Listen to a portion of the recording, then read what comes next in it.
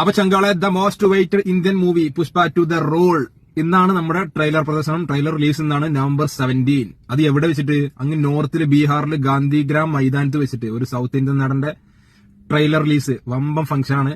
ആലോചിച്ച് നോക്കണം പുള്ളിയുടെ റേഞ്ച് ഏത് വരെ എത്തി എന്നുള്ള ഒരു ഒറ്റ പാടത്തും വരെ നോർത്തിൽ വന്ന ടച്ച്. കേരളത്തിലും ട്രെയിലർ റിലീസ് ഉണ്ട്.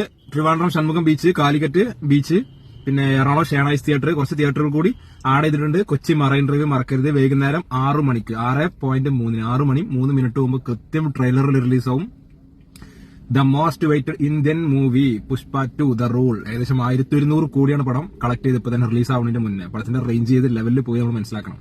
ഒരു നടന്റെ കരിയർ, ഒരു നടന്റെ റേഞ്ചാണത്. കാരണം ആ ഒരു സിനിമ ഒരു നായകന്റെ ലെവലിൽ നിൽക്കുന്ന സിനിമ. ഒരു KGF, ഒരു ബാഹുബലി ഒന്നുമല്ല. ഒരു ടെക്നിക്കൽ സൈഡോ ഡിപ്പാർട്ട്മെന്റ്സ് ഒന്നും ഒരു ലെവലുള്ള സിനിമ ഒന്നുമല്ല. ഒരൊറ്റ നടന്റെ ബേസിലാണ് ആ പടം നിൽക്കുന്നത്.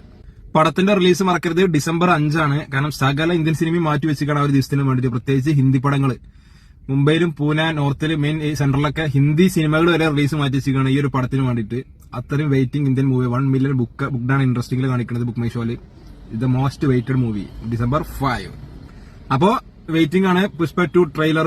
ഇന്ന് വൈകുന്നേരം 6 മണിക്ക്. പുഷ്പരാജ് ചൂട്ടേക്കാ നൈ സാല.